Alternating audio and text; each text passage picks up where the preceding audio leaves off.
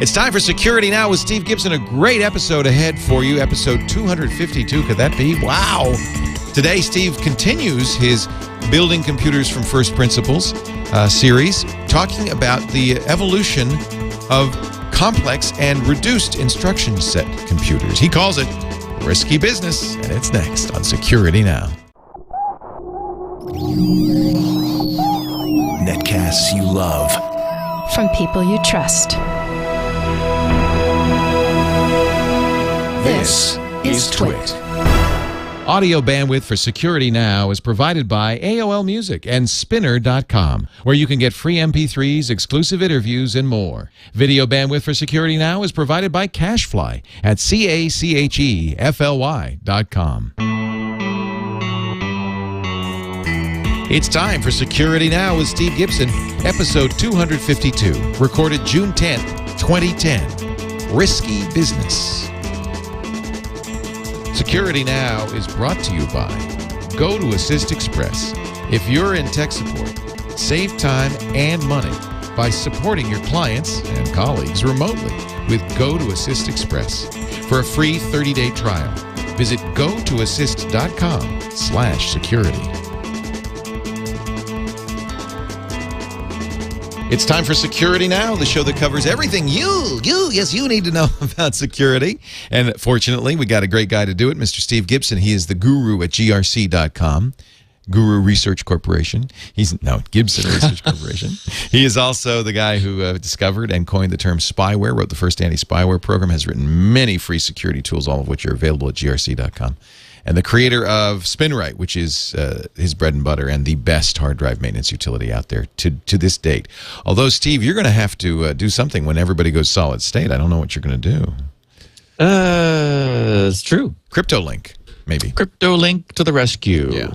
Yes. That's the next stage. People are worried it's never going to happen. Well, no, it's going to happen. It has to happen. That's got to happen. Our Steve is out on the bench there, the park bench, feeding the pigeons. I guess the good news is that Spinrite tends to be used on drives people have had for a while, which have finally given up the ghost, and it gives them, another life, as opposed to, although a lot of people use it on drives they buy fresh because they want to check it before they stick it into a machine, just like you guys do.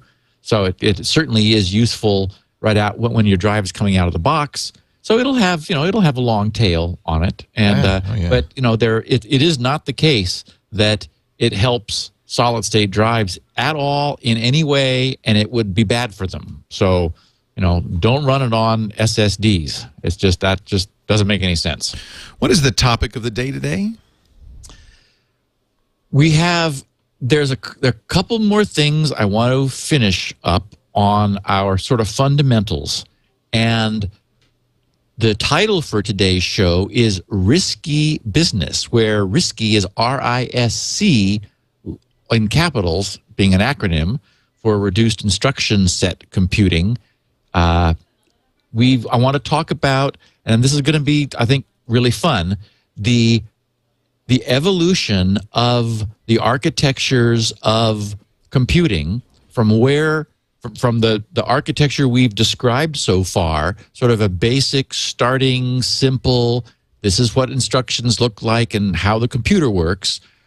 Today, I'm going to take us all the way through this revolution in the way computers are designed into sort of what happened with them as they got increasingly complex, what the pressures were from various sides, and what the result was. I think people are going to find it very interesting, and we've got a ton. Boy, it's been a busy week in security activity. It's true. We moved the show a little bit from Wednesday to Thursday, and that might be a good thing because more stuff has happened.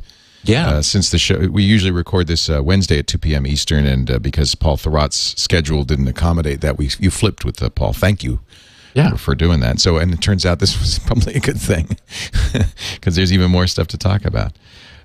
So what should we start with? Well, we'll do updates first. There wasn't much, but what there was is important.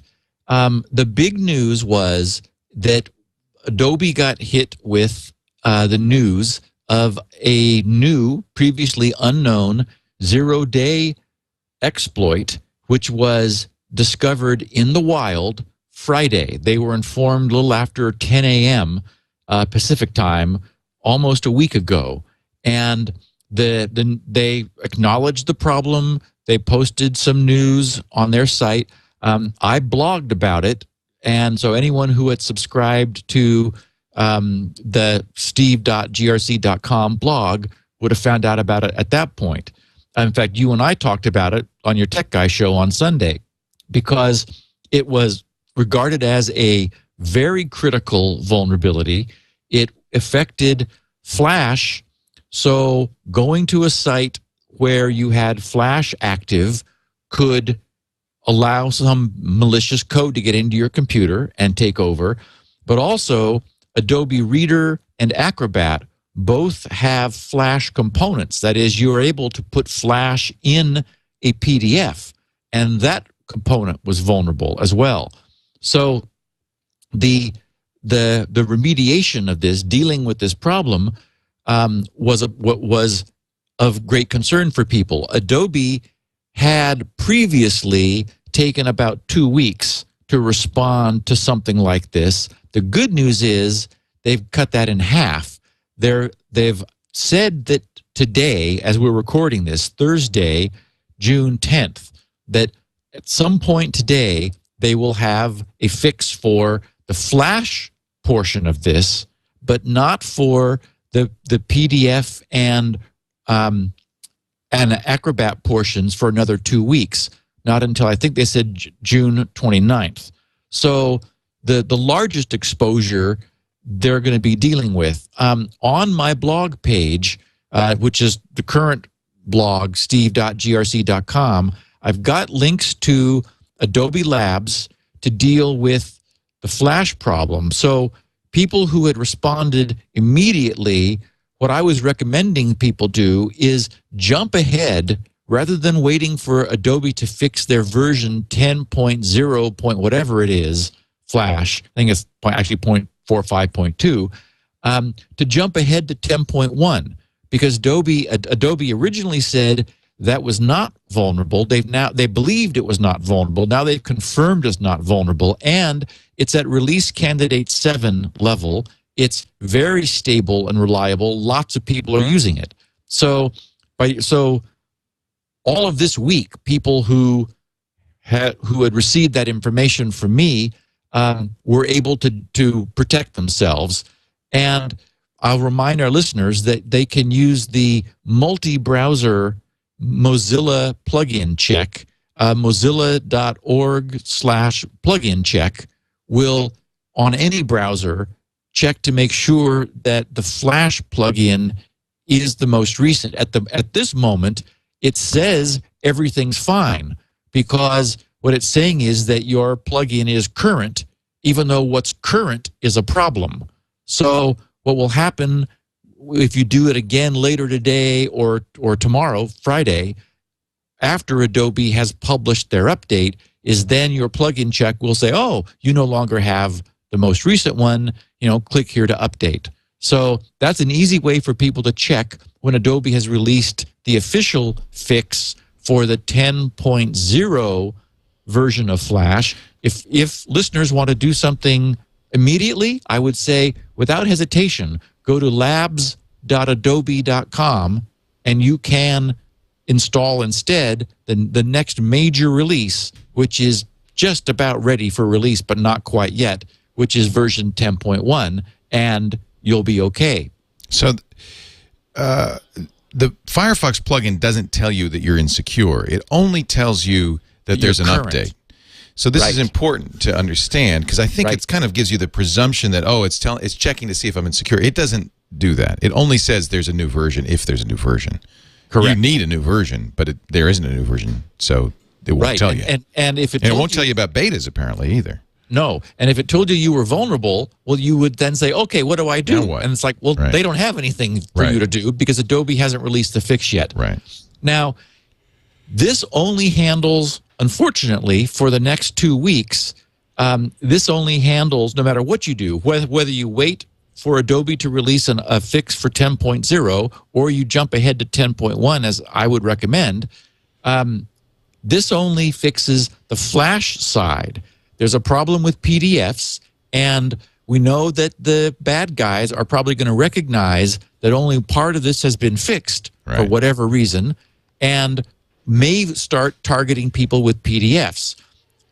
There is a file called, boy, I'm blanking on it. It's auth something. Well, I blogged it. It's steve.grc.com. Again, my blog. There are two things you need to do. You need to deal with the flash problem and also with the reader problem. I stopped using Reader a long time ago because of all these issues. Right. I used Foxit, but and so people who do have Reader as their registered. So it's authplay, authplay.dll.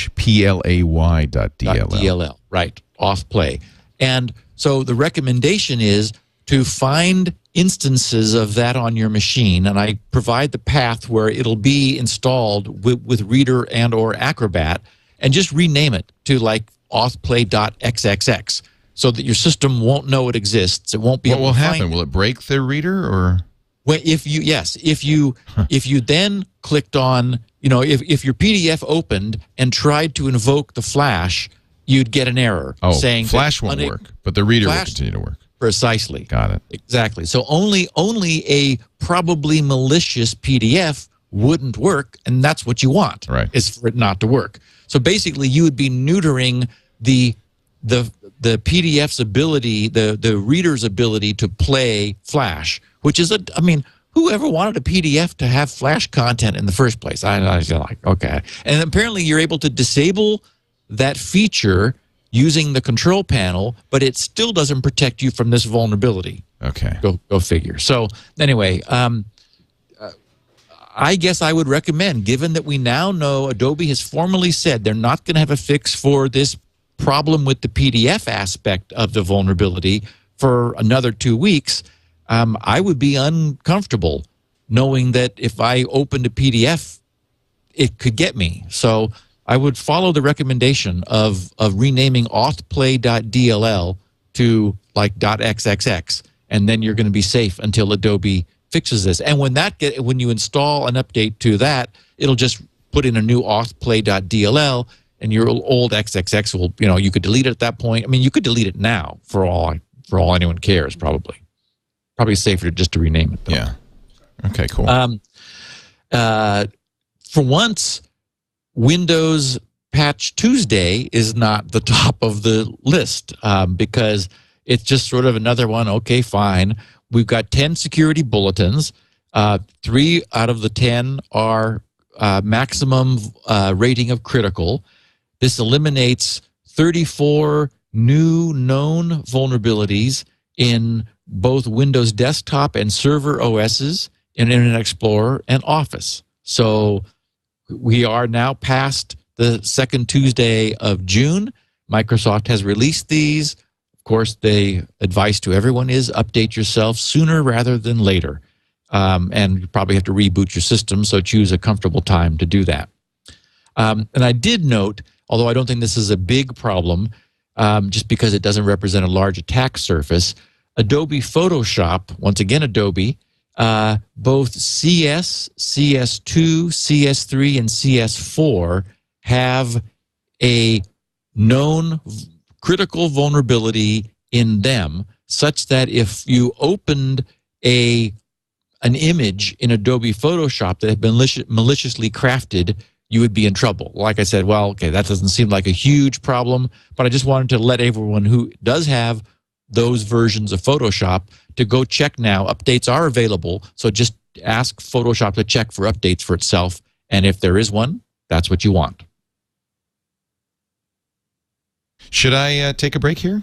Sure. All right. Well, let's take a little teensy-tiny break. Security Now is on, and we're going to talk about security news, including, I might add, that big AT&T story. And I have a little story to tell about how we puzzled about covering it yesterday. Because we knew about it early, but we weren't sure exactly what to do. And I'd like to talk about that as well. Sometimes the story is not just what happened; it's the coverage that it got as well. You want to talk about what it means. What it means. That's what we do on this show. Before we do that, let me talk about, as long as we're talking about security, let me talk about our good friends at Astaro, the makers of the Astaro Security Gateway. They were the first sponsor on the Twit Network. They first sponsor on Security Now and still a sponsor, and we're so happy because, look, this is a product I believe in. In fact, I have my Astaro Security Gateway here. I should probably give it to our new Director of Engineering, Ken, and let him play with it. And I know from feedback that a lot of our listeners have chosen it too. Yeah. I mean, it's a really great device. It's what's called a UTM, Unified Threat Management. That means it's more than just a firewall. I could pull it out here. It looks like a firewall. It looks like a router, but it's industrial strength, heavy gauge steel. Not so big, although they come in different sizes. I think it's big in heart because you can use their unique active clustering to cluster as many as 10 into one enterprise so that they really grow with you without additional load balancing. They grow with you. But what does it do? You probably want to know. Well, it's got the best in breed in commercial and non-commercial software to give you the best protection. Of course, an industrial strength, buzzword compliant firewall. But you also get 3 antiviruses, 2 for email, 1 for the web, complete intrusion protection, complete content filtering as well, so you control what your users are doing, including peer-to-peer and instant messaging. VPN is built in, using all of the standards, including IPsec, PPTP over IPsec. And what I really like is it also, L2TP over IPsec and PPTP tunneling, but also uses SSL, which means it's very easy to configure and set up for your end users as well. It has email encryption, decryption, and digital signatures based through the UTM. So your desktops do it automatically, based on both or either SMIME or OpenPGP standards. Again, completely automatic, transparent to your users. I can go on and on. This is a really great package. You can call Astaro at 877 the number 4 ASTARO. That's toll free in the U.S. If you call them now, and you can get a demo unit in your place of business free, or just get some questions answered. 877-427-8276. You could also visit them at astaro.com. And if you go to astaro.com/security now, if you're a non-commercial user, you can download the software. There's also a VMware appliance you can download free, including Astaro Up to Date, which they normally charge 79 euros for. They decided to give that to you free as well for non-commercial use, and it does have a limited number of IPs, but not very. I mean, it's kind of the honor system. ASTARO. Call 877 the number 4 ASTARO for your free unit in your business to demo. And we thank Astaro so much for their support of Security Now. All right, we've done the updates, what's out there. Now, let's get the security news, because there's some big stuff going on. Yeah, probably the most alarming story broke very recently relative to our recording of the podcast, and that was the news, which unfortunately was overwrought, I would say is probably the right term, and also blaming the wrong person, in my opinion. The news was originally posted by Gawker. Not known for its security coverage. No. And their headline, even now, after it's clear that this is not the case, says that it's a huge breach in Apple's iPad security, naming Apple as like the focus of this. So here's the story. A group of researchers at a company called RISCy Security, security.goatse.fr, they discovered the protocol which AT&T was using to fill in the email address field for the login to their system on the iPad. So the idea would be an iPad user who wanted to check on their AT&T account status would bring up the control panel in the iPad and the email address is one of the two authentication fields which you fill in. So what the iPad was doing was it was sending what's known as the the ICC ID to AT&T. That stands for Integrated Circuit Card Identifier, which is part of the SIM, the standard SIM card. SIM stands for Subscriber Identity Module. So that's part of the standard data in the SIM card is this ICC ID. So that was going on the fly to AT&T's servers and essentially making a standard web request, an HTTP request from the iPad to AT&T's servers database. The servers were then responding with the email address of the user so that it could in the clear so that it could populate that field, which made it was a convenience feature, which made it easier for then the user to just all they had to then provide was their password that matched their account name, the account name being this email address that they had used. So the bad news is that there was no security protecting this. This was an in-the-clear standard HTTP query and response, like we've talked about on the show endlessly. So the RISCy guys realized that anyone could make such a query of AT&T's back-end database of subscribers' email addresses using made-up ICC IDs. The ICC ID is a fixed format, international standard, part of GSM, which goes along with the SIM cards. It's 20 digits long, the 20th digit being a check digit. So it's sort of a checksum for the 19 which precede. The 19 digits are fixed fields, sort of like a MAC address, of known fields, like, for example, the carrier's identity and other stuff. And then there's a chunk of digits at the end, which is like a serial number. So many excited iPad owners were taking screenshots of this panel of theirs, because this you can see, you bring up sort of like in the about dialogue on an iPad, and it shows you your ICC ID, which is this 20-digit number. So there were, many people were sharing this without any concern on the net. And frankly, any iPad owner could easily look at it.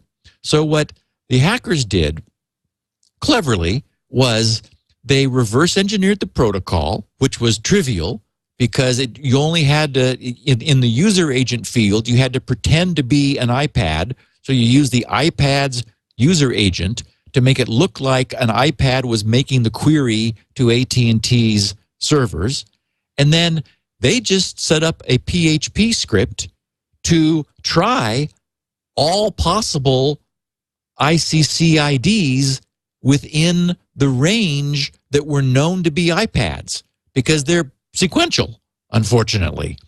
So they started like at ICC IDs close to those that had been shown publicly, and they just had their script try them all. And what was embarrassing to AT&T and a great concern to many people is they collected 114,000 email addresses. Wow.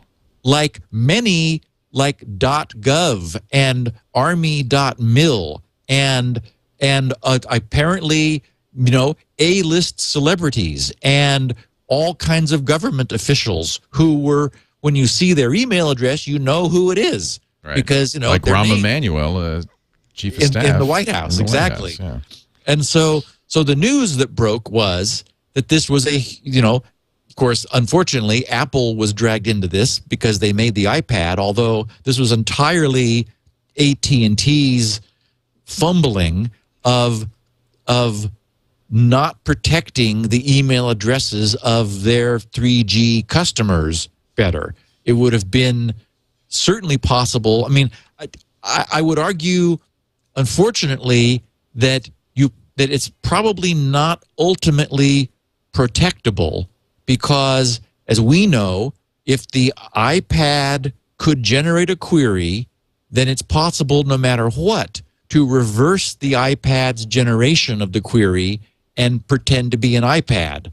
So it's not. I mean, but AT&T could have made it so much more difficult, could have raised the bar so much that it would have never been a problem. Well, they could have hashed it or something. I guess they can't, though, because the software... They would have had to encrypt it, right, because they couldn't hash it, because they want to show you what your email address right. is.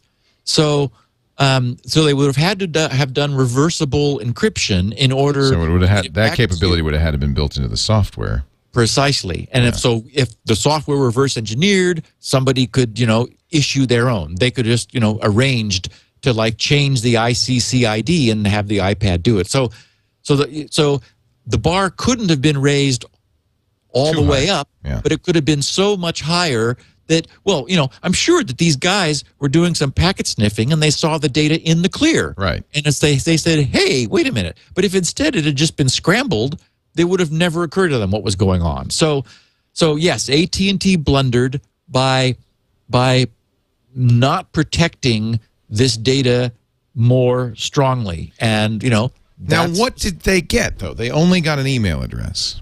Yes. How? Well, let me ask you a question. I mean, look, I just showed my RISCy ID. Now, this, by the way, was patched by AT&T, fixed on Tuesday. Prior to the release of the news. Yeah. So there was some responsible disclosure done so that prior to the release, AT&T was allowed to fix it so that it wouldn't still exist. And RISCy, by the way, tried to give this story to a lot of mainstream media, all of which ignored it. Probably because of the name RISCy Security. I would have ignored it. It sounds like a 4chan prank.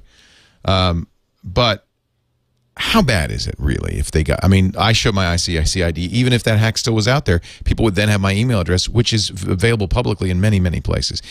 How bad is it that your email address gets out? Well, I'm thinking that's for everyone to judge. Right. Probably the concern That's is... all they got, right, is email addresses. That's all they got. They got the email address that was used for the 3G account. I made up an email address for the purpose. There's some... I didn't use my real email address just because that's who I am. But so people have oftentimes multiple email addresses. They may have scratch ones or discardable ones or who knows what.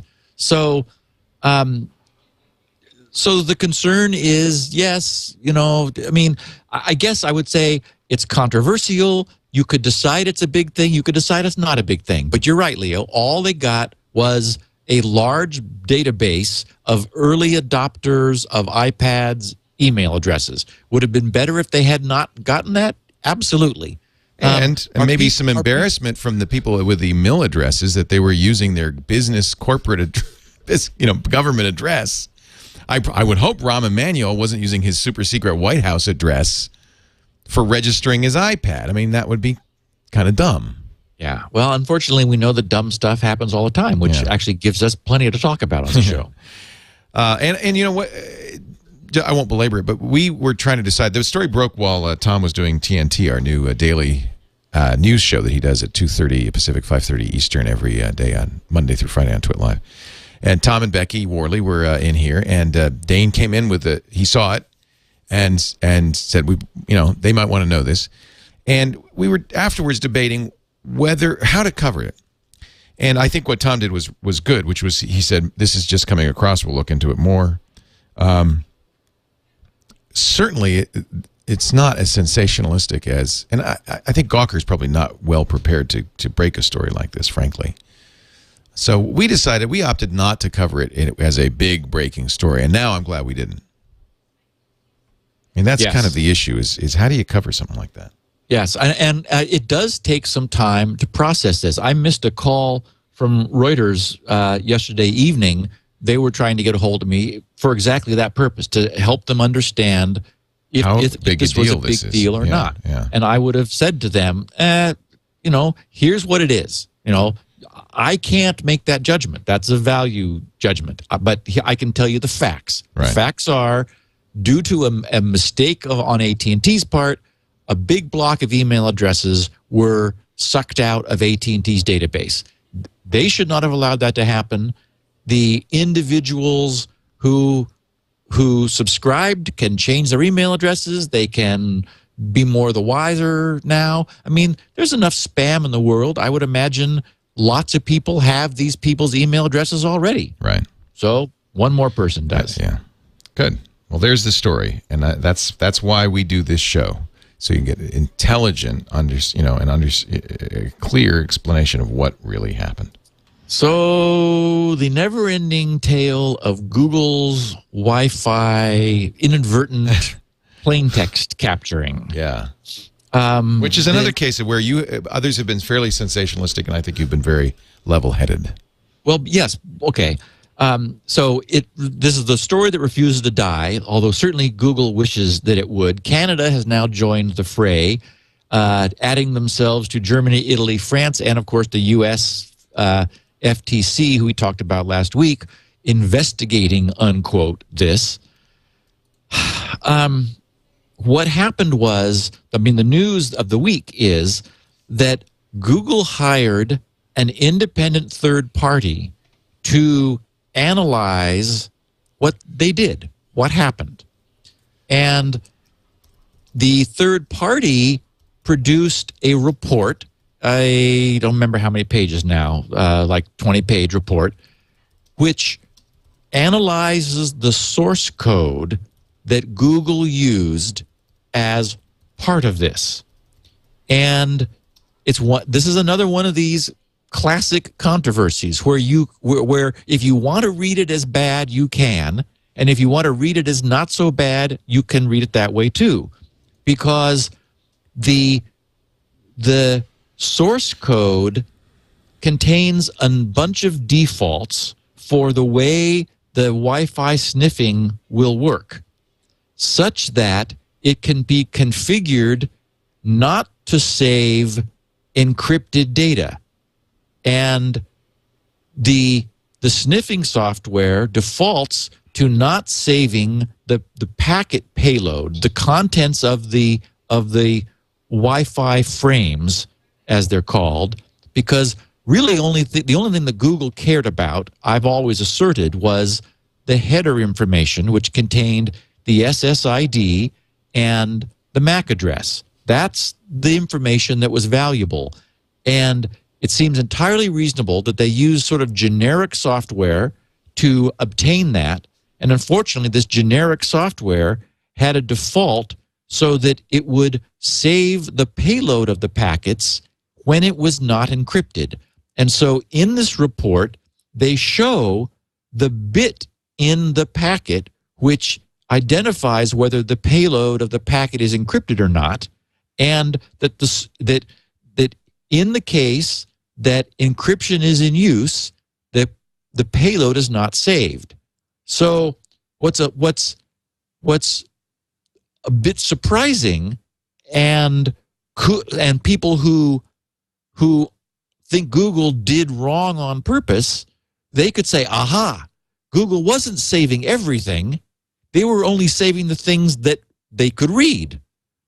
On the other hand, you could say, well, but the software that they used unwittingly knew better than to save stuff Garbage. that was encrypted, Right. because we know that's pseudo-random noise. Somebody in the chat room saying they were using an off-the-shelf program called Kismet. Is that the case? Yes. Oh, yes. well, so they were just using. Oh, Yeah, I mean, it was literally this, and then they wrapped it in some of their own code, all beginning with G's, G this and G that, short for Google, obviously, and so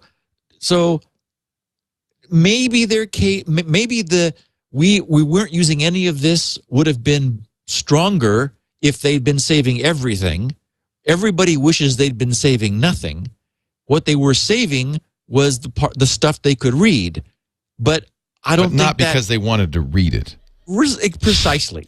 And remember that I guessed a couple weeks ago that these vans that were driving around, and I guess they have people on fancy bicycles also, that they were just streaming this all in and doing no analysis on the fly.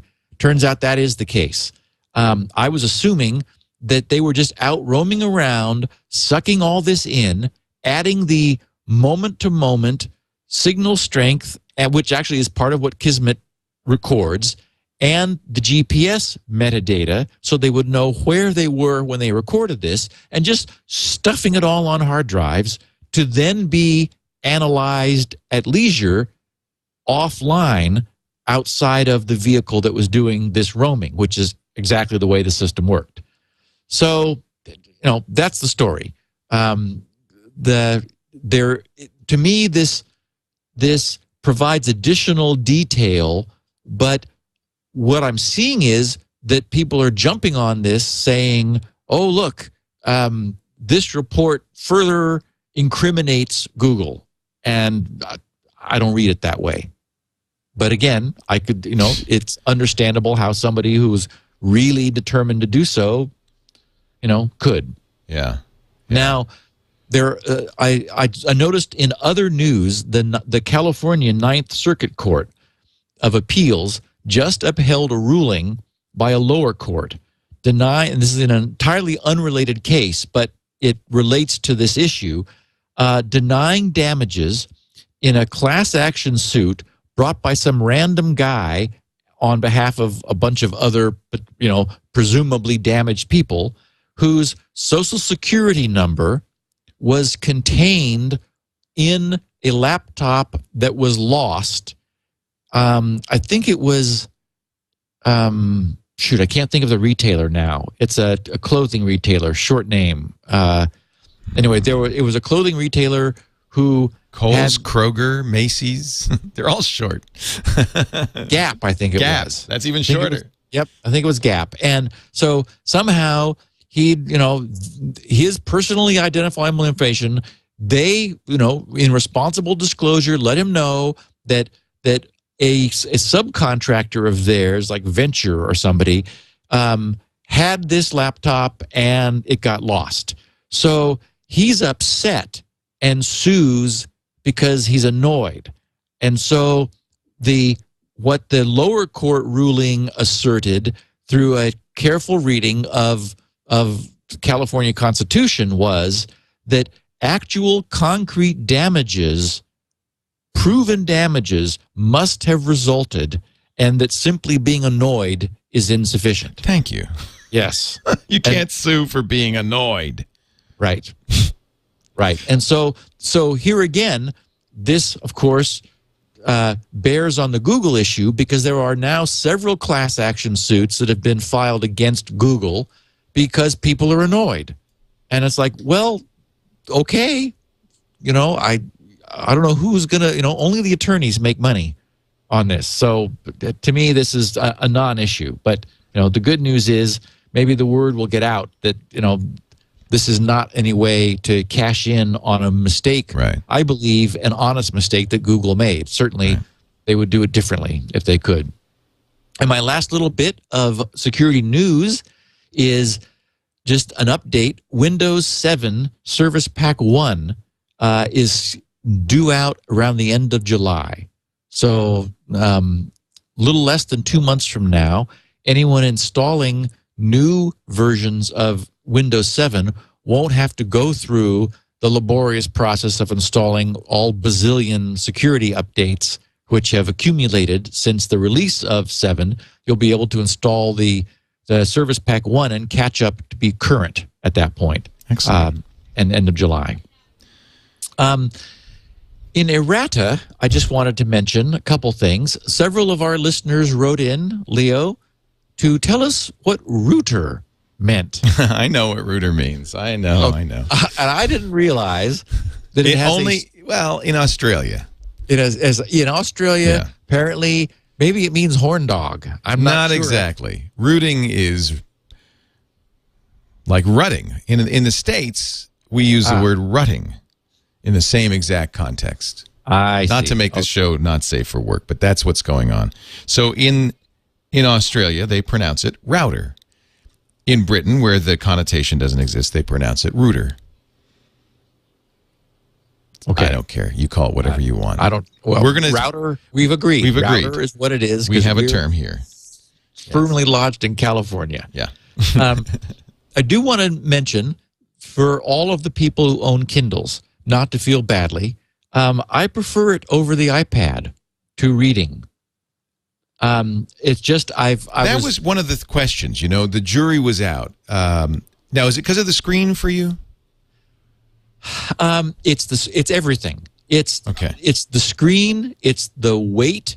They're clearly Apple is aware that there's a glare problem with an LCD. Right. It can easily be glary because normally you're reading black text on white, and the Kindle software has an independent brightness control so that you're able to dim the screen below where it's normally set for when you're reading. And I use that in the darkness. Yes. Which by the way, the Apple software also has. And so clearly, if the Apple software has it too, people are sort of aware that there's a glare problem.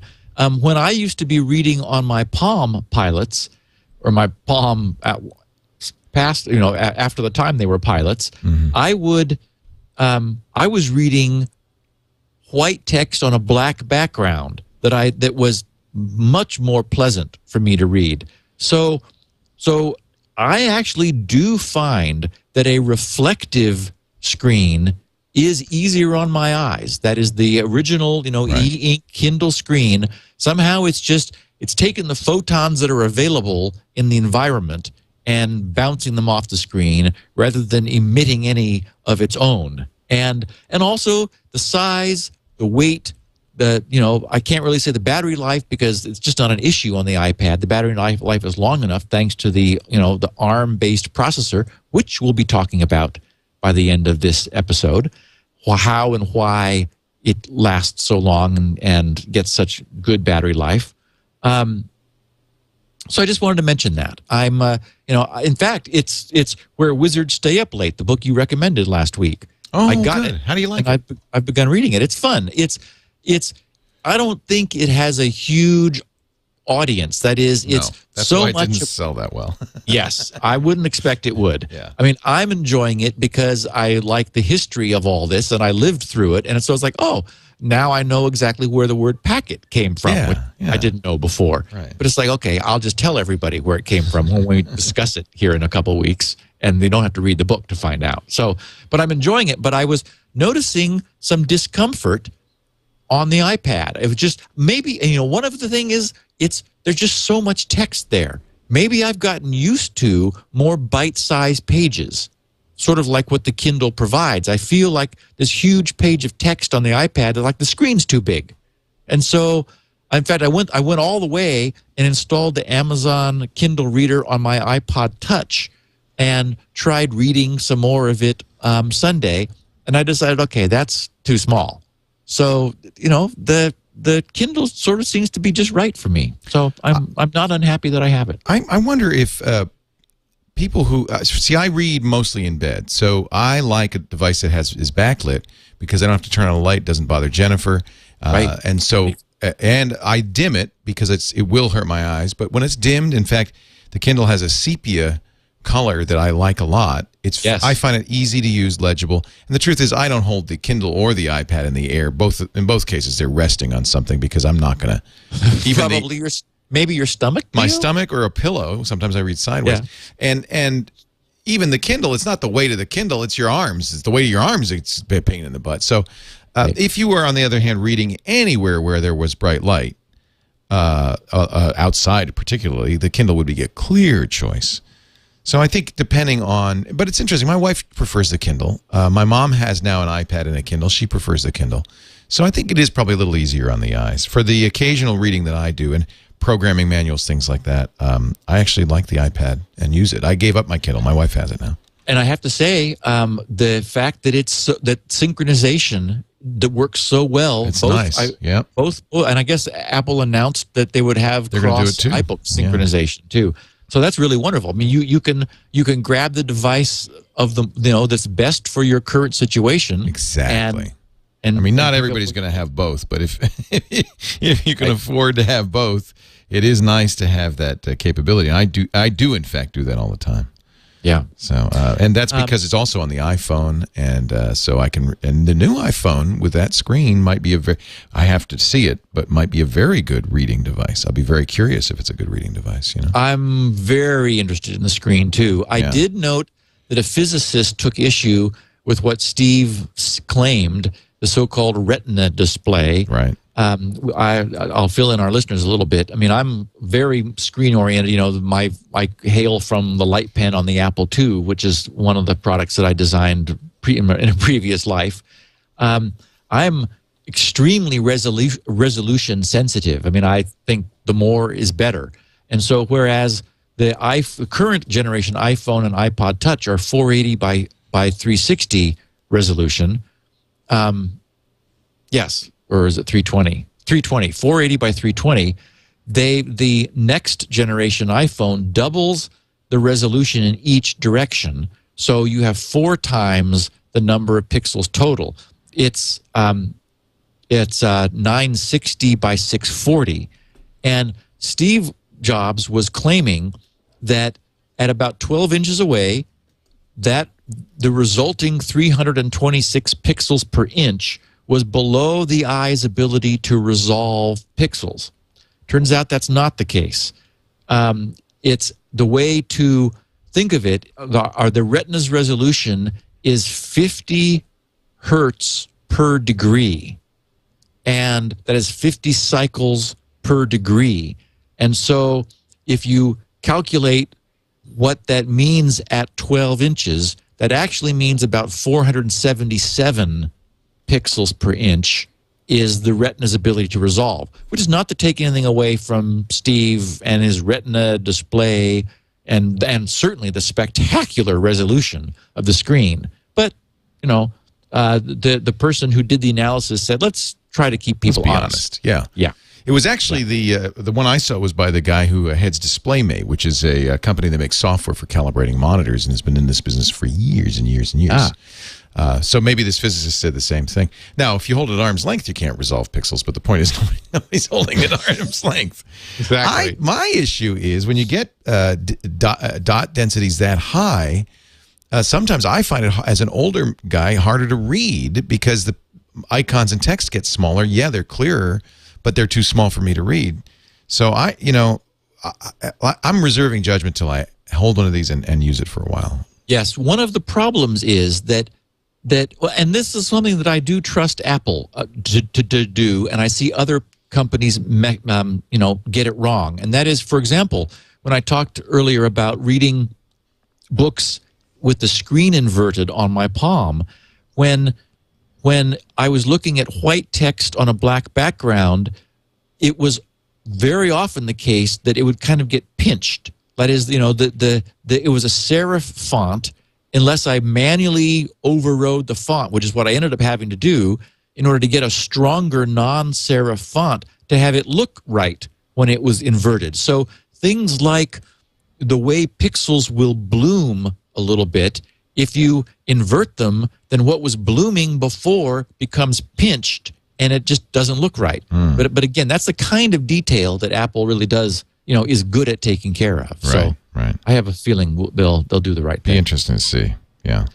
I have a fun Spinrite story to share with our listeners. This is a Spinrite Saves the Wedding. From Darren Bessett in Thornton, Colorado. He wrote, "Dear Steve, here's yet another Spinrite success story to add to your collection. A good friend of mine and teaching colleague is getting married later this month in June and has been preparing for an elaborate wedding of over 200 guests. Like most couples planning a big wedding, she and her fiancé had developed a detailed wedding plan to manage the event, including numerous electronic files such as an invitation database, digital photographs, and PDF event contracts. Jeez Louise. All of this data was stored on a laptop computer, which, as you may have already guessed, is where the story is going. It one day failed to boot because of a faulty OS hard drive, and after repeated unsuccessful attempts to get the machine started, the couple had given up all hope. They were absolutely devastated because the bulk of their wedding plans were now trapped in a laptop that would not boot. How could such meaningful and important information succumb to a cheap electronic device? Enter Spinrite into the story. Upon hearing their dilemma, I immediately thought of the myriad stories you have chronicled over the years detailing the amazing feats of Spinrite. Although I've been using Spinrite for 5 years as a maintenance utility, I never needed to fix a faulty drive. Guess why? Because he's using it as a maintenance utility. Here was my opportunity to give it a try for that purpose. After configuring the broken laptop's BIOS to boot from the CD drive, I ran Spinrite Level 2, and within an hour, the defective sector on the drive had been identified and data recovery was underway. Afterwards, the laptop booted, and the wedding files were all retrieved. Wow. Needless to say, the couple was overjoyed with the result. Although probably not the most romantic wedding gift, I will be giving them their own copy of Spinrite. Thanks again, Steve, for a great podcast that truly works and for saving the wedding day. Or, I'm sorry, for a great product that truly works. The podcast works too. And for saving the wedding day. Sincerely, Darren Bessett. I hope he gave him something else in addition to Spinrite for their wedding gift. Hey, they may have been happy given the fact that they had a wedding otherwise. I think the gift was he got their computer working again. Exactly. That's the gift. Steve, we're going to take a break. When we come back, we continue with our saga, building a computer from first principles, risky business. Oh, this is going to be so good, Leo. I can't wait. I'm excited. Before we do that, though, I'd like to mention for our friends listening who do support. Now, I know everybody listening does some support, whether it's for family or friends, but particularly for those of you pros out there who are supporting software or you're an IT person. Do you know about GoToAssist? Would you like to try it? Because let me tell you, this is the product you need. I use it for family support. They do have day passes, which makes it very affordable for family support. You can gang up all of the stuff you need to do in one Saturday and just do it all at once. But if you're in IT, they have monthly passes as well. And GoToAssist, because it's built on that great remote access foundation that Citrix pioneered, it's just easy to use. Your client does not have to have it installed ahead of time. You don't have to walk down the hall, put it on their computer, then walk back to fix it. You just send them a link, or you invite them to go to gotoassist.com, where they enter in the ID that you give them, and then suddenly you're in. It takes about 20 seconds to install the software. It's that quick, that easy. And let me tell you, the features it has that will make your life easier are significant. For instance, 8 sessions at once. So you don't have to wait for that install or the scan to complete before you move on to the next one. It does an assay of what's running on the system. So you can know what operating system, what security software, what's running in the background. That is extremely helpful. What else can you do? If you go to gotoassist.com/security, let me just type that in right now. You will be able to sign up for 30 days free and answer that question for yourself. 128-bit SSL, so no leakage of information. It allows you to copy files, drag and drop files from your computer to the other. There is a GoToAssist Corporate if you're a big business, and you can find out more about that at gotoassist.com/security. But I think for most of us, GoToAssist Express is the solution you need at a very affordable price. Try it free. That's affordable. For 30 days. Setup takes just a couple of minutes. Go to gotoassist.com/security for your free trial. Citrix does it better than anyone else. GoToAssist.com/security. We thank them for their support of Security Now. All right, Steve, I'm ready. I've got my my thinking cap on. Some may call this a dunce cap, but it's a thinking cap, and I'm prepared to think. Tell me, sir. Where do we go now that we've been building a computer? We've established a beautiful foundation over the series that we've covered so far. The idea being, of course, to demystify what a computer is, how it works, what it does. We know that there's a main memory and there's a program counter that points to a current address of a word in memory. and that word is composed of a bunch of bits, and that those bits are broken into fields. One, the most important field being the so-called opcode, the operation code. The pattern of bits in there describes to the computer or specifies what the computer should do with that instruction, each one of these being an instruction. And the rest of the bits in this word provide the parameters for the instruction. For example, it might be clear the accumulator, or it might be load from a location in memory into a register, or store the contents of a register into a location in memory. So when we've looked at what the stack does, the notion of the convenience of being able to have sort of a scratch pad where we can push things on and we can pop them off in the reverse order, so that as long as we kind of keep track of our own housekeeping, we don't have to preset aside areas to read and write into. Everybody's able to share this as long as they do so carefully. And so we've talked about subroutines, we talked about hardware interrupts, and how interrupts from physical I/O devices, which are much slower than the computer is running very fast, are able to be used to yank control away, yank the program counter to somewhere else, allowing the computer to service this interruption, send characters out to a slow printer, for example, and then return to the code that was running as if nothing had happened. So we've got this architecture, and that's where everything began. What I want to do today is describe the evolution from there to now.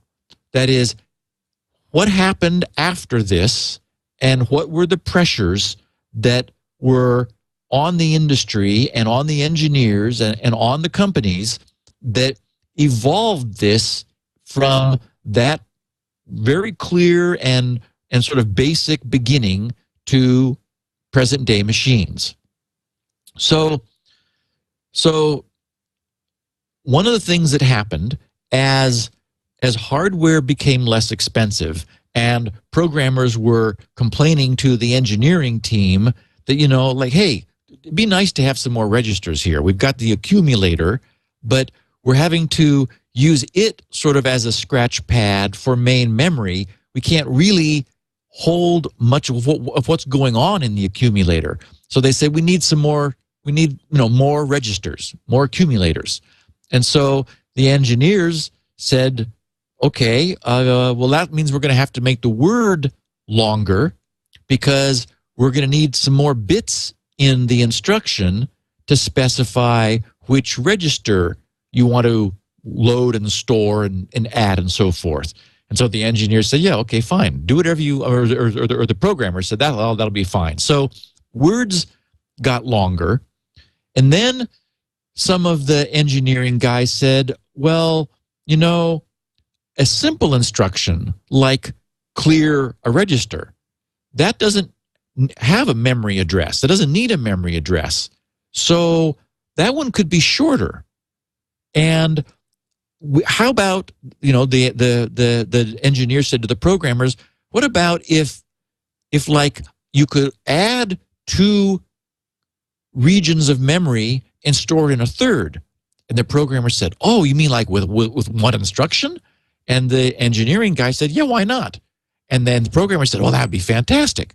Well, of course, that would mean that the instruction, a single instruction, would need to contain 3 memory addresses for an add. It'd have to be, you know, one of the address of one of the operands, the address of the other operand to be added, and the address of the location where the result would be stored. Well, memory addresses take lots of bits in order to address a region, you know, enough memory. So this kind of instruction would be really long. So what evolved was, and this was a major break, was the notion of variable length instructions. We started off with fixed length instructions on our very simple machine, where most of the instructions were memory reference and only referencing one piece of memory at a time. Load from this memory, store to this memory, add from this memory to the accumulator, or and from the memory to the accumulator, as we've discussed. But as machines became more powerful, essentially because hardware prices were coming down, integrated circuits were happening, it was possible, it was practical to put more complexity into the systems. The programmers were demanding more features. And so if you were going to have an instruction which had 3 memory addresses in it, it was going to be really long, multiple bytes of memory. But if you had an instruction that was going to just say clear an accumulator, that could be 1 or 2 bytes.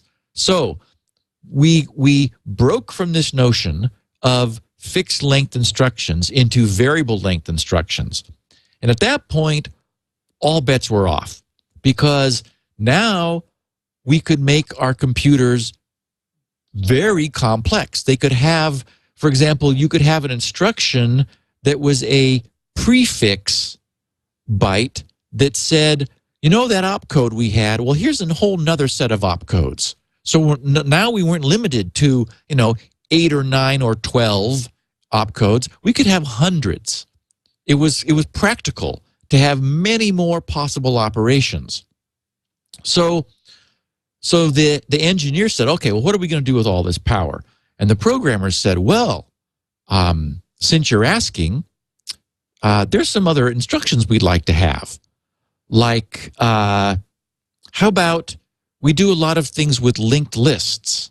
So how about an instruction to do linked lists? And the engineers said, wow, that'll take like a lot of manipulation. And the programmers said, well, yeah, what are you guys doing? Go, do that for us.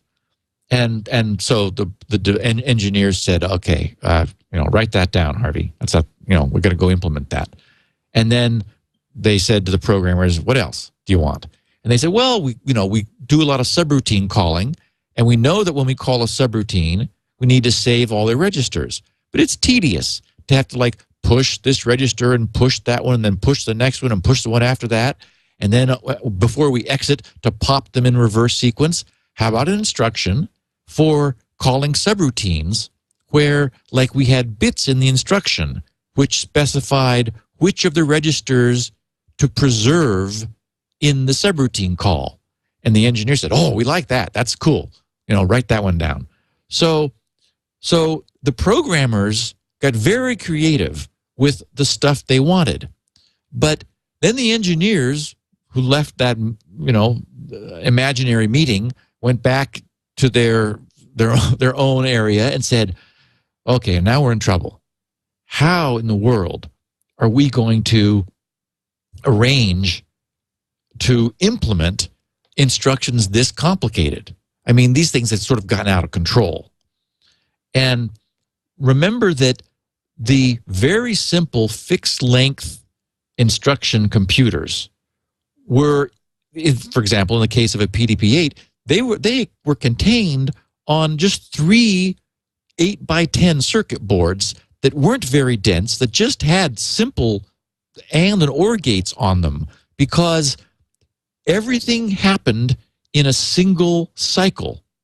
Well, that's one of the other things that changed. As these instructions got more complex, no way were you able, well, for example, in the case of pushing a random, well, not a random, a specified subset of registers, well, this instruction was going to could take a long time to execute. One instruction, because the instruction would specify, some number of registers get pushed. So it's going to have all these memory cycles after it reads the instruction, all these memory cycles to push these registers in succession. And there's going to be a reciprocal instruction to pop some subset back off. So that's going to take many cycles. And an instruction for managing a linked list. There actually was such a thing in the VAX. The DEC VAX had a linked list. Really? That's such a high-level primitive. I mean, golly. Yeah, it was amazing how complicated these instructions got. Yeah. There were some that were like, the programmers said, well, we spent a lot of time trying to find the first bit which is set in a long run of memory. We want to like find a bit. How about an instruction that just reads memory until it finds a bit set? Oh, jeez. And I mean, and there is such a thing. There is that instruction. And so, for example, in the famous Intel x86 instruction set, instructions can range from 1 byte long to 17 bytes long. Wow. There's that kind of range. So the engineers who actually had to create a machine that would deliver this kind of power said, okay, look, we cannot... Give us a break. we cannot design hardware that, I mean, you know how many and OR gates it would take to do this? We're not going to do your job for you, for crying out loud. So what they said was, you know, and it was probably an instruction like this pop multiple registers thing. They said, well, we now that we've got all these cycles that it's going to take, we need microcycles. We need something like a computer in the computer, which can be smart enough to implement very complex instructions. And so someone said, what are we going to call that? Well, we'll call it microcode. And it's like, oh, okay. So what they did was, and this was a revolution in computer architecture, was they dropped the idea of unbelievable rat's nests of and OR gates, essentially, to try to implement this ever-expanding, aggressive instruction set. And they said, wait a minute. Computers have sort of flow paths. There's an adder that can get its data from different places, and there's a memory buffer that has the contents of memory, and there's maybe a multiplier that has its input. So imagine a very different kind of instruction word, probably long, many bits, but the bits in this so-called microcode, they just enable the flow of data along these different data paths at different times. And so just by sort of opening and closing these data paths in sequence, we can implement a complex instruction in multiple small steps. So the outside world still sees it as a single instruction. Inside, the microcode has many small steps which it goes through to pull off this complex instruction. So the programmers don't see it on the outside, but the engineers who engineer the microcode, they came up with a whole new way of thinking about how to engineer a computer. I always assumed that all processors had microcode. I didn't realize that was a later invention. Yeah, it was something that was developed through this necessity of they just couldn't. It's like how are we going to do this with just and OR gates? Right.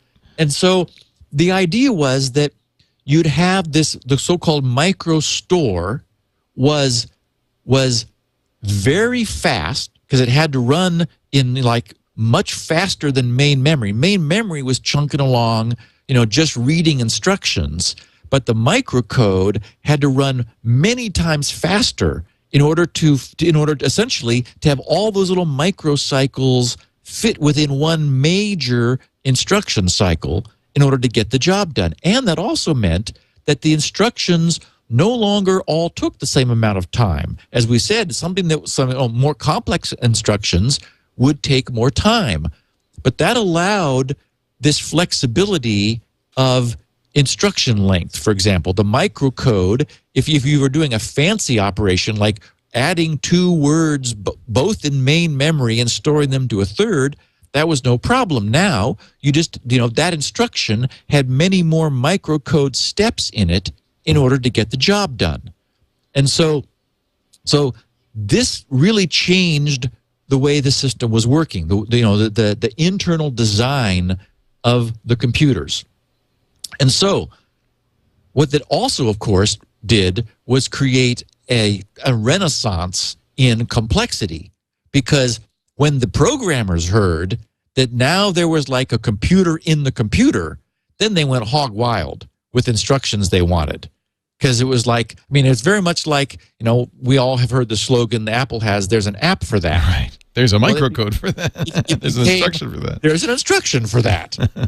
Anything these programmers could think of, they'd say, hey, how about one that does this? Right. And the engineer said, you really need that? Oh, yeah, I needed that yesterday, and I wish I had that. Okay, fine. Well, so it does operate faster if you put it in the microcode in the chip than if you wrote it. I mean, it's easy to write a linked list in a higher level language or even assembler, but it's faster if you put it in microcode. Well, and see that the perfect question, because remember that main memory was still very slow, and it was very expensive. Got it. So what had happened was computers turned into interpreters. Right. It was to save memory. Well, exactly. So what you had was super powerful instructions that then inside the computer it ran around and pulled it off. But that meant that you were saving main memory, and you didn't have to fetch it that often. That is, if fetching from memory was time constrained, and it was, because main memory was slow still, then it was core. Remember, every time you had to read, reading was a destructive process. So then you had to rewrite what you'd read, because reading, the way to read from core is you set everything to 0, and you see where pulses come out in the cores that switched from a 1 to a 0, meaning that those were 1s before you set them to 0s. Now they're nothing. Now they were nothing, so you had to reset them to 1s again. Holy moly. So this gave a lot of opportunity for the microcode to run much faster, and it meant that your code density in main memory was very high. Essentially, we'd created an interpreter. And we know that an interpreted system allows very dense interpreted instructions where the instructions themselves are doing a lot. Ironically, we do have a constrained hardware environment these days with mobile devices, with cell phones, and they, for the most part, use interpreted virtual machines to save space. Well, so yes, what happened was, as technology moved forward, memory became faster, and more than that, it became cheaper. We just got better, production rates, and we got more clever, and we began to not be memory constrained. And at some point, some engineers said, let's profile actual code that's in the wild, out there that's running. Let's analyze the code and see what instructions are being used. The other thing that had happened during the same period of time is compilers came into use. Back in the beginning, it was the programmers writing all of this in machine language / assembly language that said, oh, I'd love to have an instruction for doing linked lists, then I wouldn't have to be writing that all the time. And so over time, compilers came into play. It just made sense to create a higher level language that itself would then create the assembly language, machine language that would drive the machine. But here was a problem. Compilers, it turns out, couldn't make use of all this fancy stuff. The compiler, the nature of the compiler, you see what I mean? Yeah. Yeah, humans could, but the compiler was like, wait a minute. I want to do that. Yeah, it didn't make sense. What had happened was instruction sets had become very specialized. Right.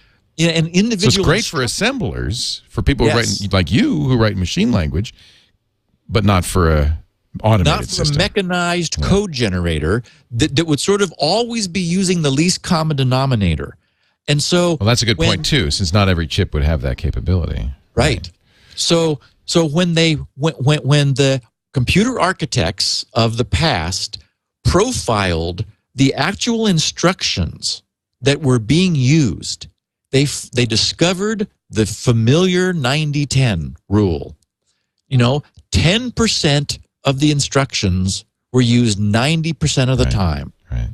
And then they said, wait a minute, if these fancy instructions are not being used, look at the expense in this machine for a linked list instruction, or these wacky bit search nonsense that we ended up getting talked into by the programmers. Compilers never use these, yet even though they're not using them, they're in the machine. Every one that we push out the door has very expensive to implement instructions that nobody uses, because we fired the assembly language programmers and we hired Fortran programmers or COBOL programmers, and the compilers now do the job that the assembly language guys used to do, and the compilers aren't using any of these instructions, which every single time we push one off the assembly line, we're paying for all this microcode store to implement things that no one's using. So there was a complete rethink at that point. And where does this happen? Does it happen in Intel or is it happening elsewhere? It was happening it was happening in universities, actually.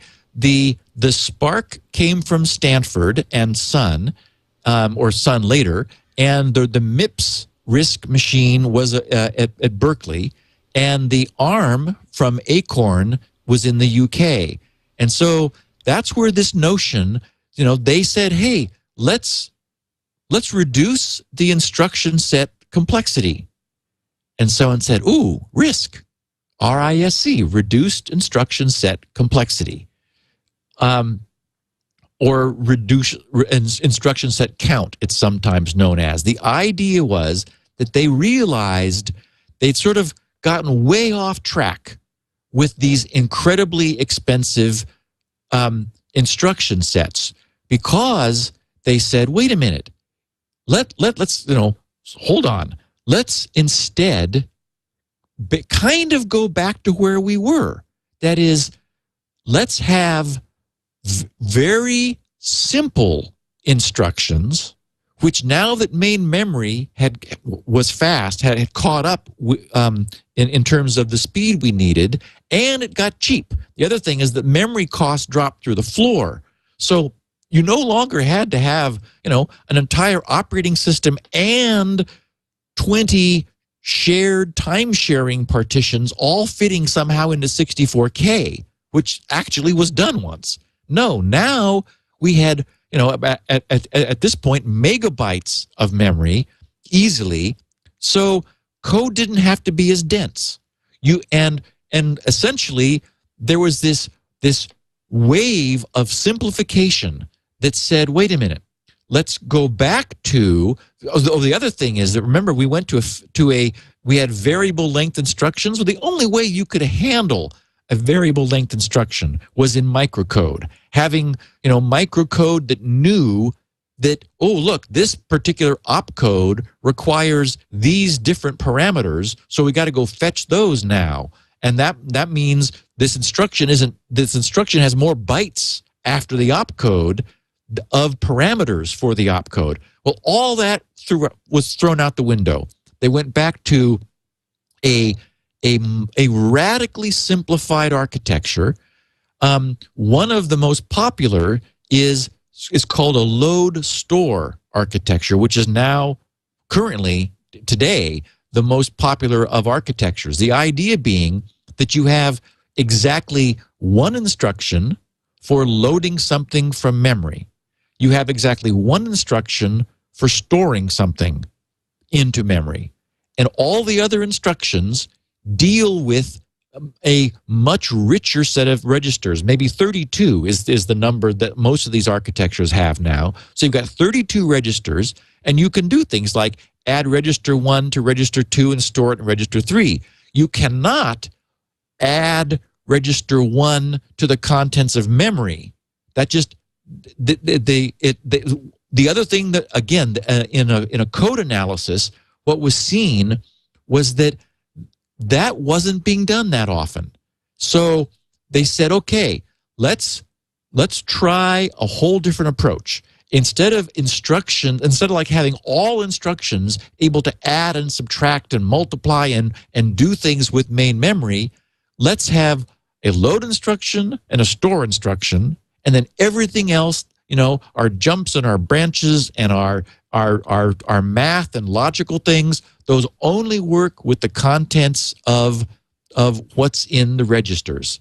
And we're going to have, that allows us to go back to a fixed length, and that means that every single instruction, like back in the old days, is a single cycle.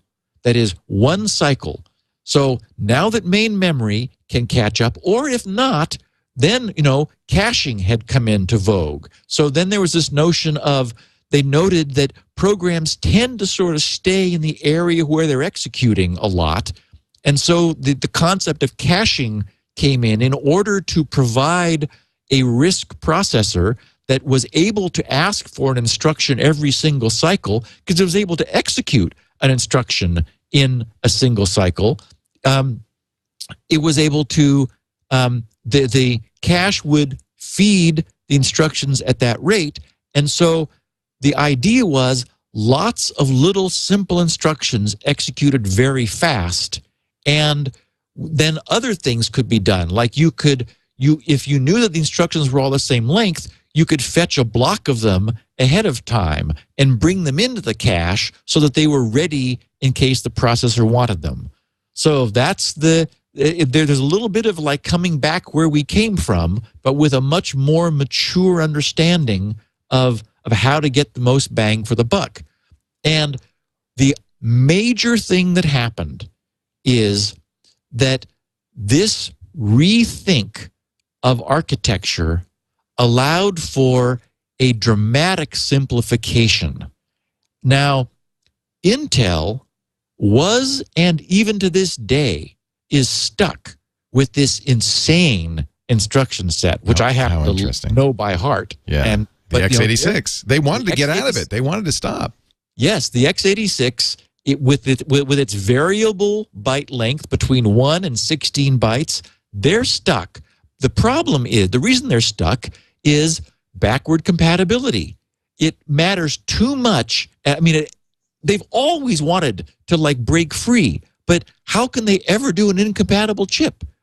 That like didn't run everything, right? And it's they've in fact they were going to, and AMD was the one that put the screws to them by saying, well, we're going to keep doing x86. Exactly, yes. And so what happened was, it was, for example, a company like Acorn back in the late 80s that was trying to come up with a successor. Acorn was the preeminent personal computer company in the UK. There was Sinclair, and then and Commodore, and then also some U.S. companies had strong sales, but Acorn was the number one. They had a system based on the 6502, which was originally the processor technology.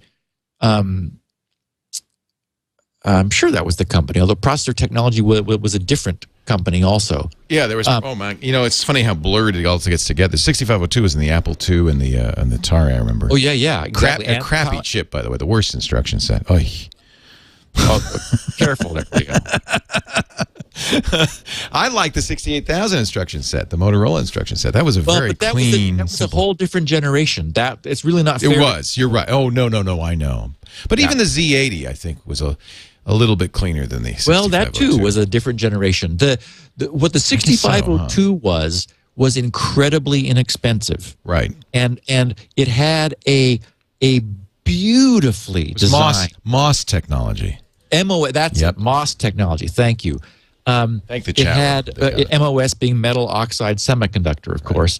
It had a beautiful instruction set, and what that allowed was it had just enough to get the job done, which meant it had a low transistor count, which meant it had a small die size, which meant your yield on wafers of the time, that is, you got many more processors per silicon wafer because the individual dies were so small because the transistor counts were so low. And that made these processors incredibly inexpensive. And that's why Commodore, Apple, and everybody jumped on the 6502. So what the Acorn guys did was they took a similar approach because they'd been 6502 users. They took a similar approach to a brand new design, and they were going to do a RISC processor. So naturally, they called theirs the Acorn RISC machine, ARM. Oh, my goodness. And I had no idea. And they ended up with a beautiful, lean design. Right. It was the small transistor count. Now, the other thing that is expensive in large dies and large transistor counts is every transistor you've got not only takes up space, but it takes up a little bit of power. And so the other problem Intel has been fighting valiantly all along is they've got this insane instruction set that they can't get away from, which they're trying to make faster and faster somehow.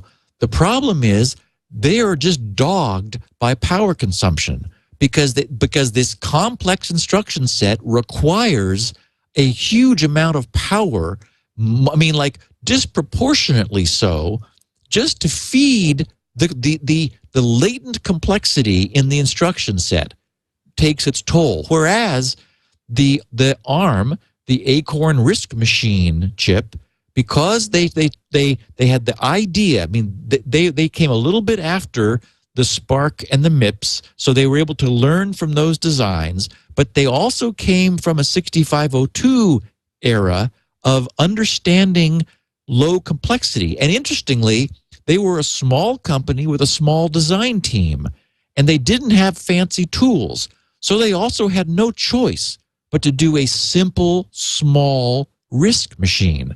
Well, even though it couldn't compete then with the SPARC and the MIPS, it competes now because of its low power consumption.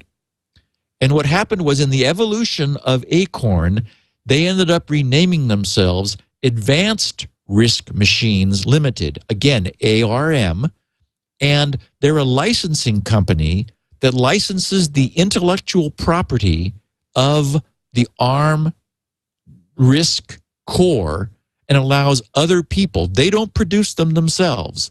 That's why, for example, Qualcomm has the Snapdragon, which is an ARM-based chip. And it's why Apple, with their A4, is an ARM-based chip. So Advanced RISC Machines is an intellectual property licensing company licensing this beautiful core, which has, because of it was always an efficient design, but it was a small design because it's the only thing they could design. But small means very inexpensive, just like it did on the 6502, and it means there just aren't that many transistors. The first ARM had only 25,000 transistors, compared to now you've got hundreds of millions of transistors. So you had very low power, and because it was a relatively state-of-the-art design, the right architecture. And that's why everybody who's doing handheld devices has ARM-based technology. Makes sense. Because you get a lot of you get the processing power you want, but and it's inexpensive because it's a small die, and it's inexpensive in power consumption because it doesn't have that many transistors hungrily burning up power, and the ones it has are all in use. The other problem with the Intel instruction set is, as we saw, it's inefficient due to the 90-10 rule. So you got all these transistors sitting around not doing much, because they just end up being the exception rather than the rule. Whereas this lean RISC design has all your transistors busy all the time, so that's efficient too. you get a lot of use for out of the power that the transistor is using.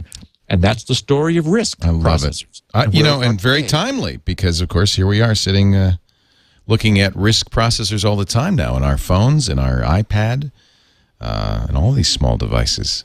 Yep. Android, which is originally running on an ARM processor, is being ported to the Intel Atom processor so that Google TV can run on an Atom-based system. Of course, it runs on a Java virtual machine, so it's probably a simple port to make. You just need a virtual machine to do it. But I wonder if, what kind of efficiency hit they're going to take. It'll be interesting to see. In 2 weeks, what I want to talk about, and this is I think this exhausts me in talking about technology, is the need for speed, because there's a fascinating story that's the last thing I want to cover on what has been done inside these machines to give us the speed they have. Ooh. People are not going to believe that. I mean, it just grays your hair to think of the engineering that has gone into this. We're going to talk about pipelining and multiple issue and out of order execution. Oh, I love that stuff. Branch prediction, super scalar stuff. I'm going to lay that out, and at the end of that episode, everyone's just going to look at their little, their iPod or their pad or their phone and think, that stuff is in there. Yeah. And I mean, it makes you appreciate. I'm just stunned by what went into the technology that we so easily take for granted today. It's really true. It's so complex, and yet it works. It does. Yeah. Fascinating stuff. I hope everybody who's interested knows about this and listens, and tell your friends if you think they'd be interested. Steve Gibson is the guy in charge at the Gibson Research Corporation, grc.com, if you want to find his Spinrite program and all the free stuff he gives away. He's also blogging now, steve.grc.com. And heaven forfend, heaven, amazing, hell hath frozen over. He's tweeting at SGGRC or at SGPad for iPad stories or pad stories in general. And for what it's worth, the followers of my tweet stream found out about the flash problem immediately. That's a good way to find this stuff. It's a good early warning system. Yes. It really is. I think of it almost as a nascent internet nervous system where, this stuff just goes out. And also people who want to listen live learned that I was going to be on Thursday instead of Wednesday. Same way. That's true, too. Follow him on Twitter at SGGRC. Steve, next week we will do Q&A, so if people have questions or comments or suggestions, they should go to grc.com/feedback. Please. Yeah. And if you want the 16 kilobit version of the show, Steve makes a version of that available along with transcripts and show notes at his website, grc.com. So that's another reason to head over to the GRC site. And Steve, we'll catch you next week. Talk to you then, Leo. Tom and I and Dane and Becky had a nice conversation afterwards talking about this and about what would be, how... Boy, that's interesting, because my lips are moving, but not... Oh, it's the wrong show. No wonder. Security now.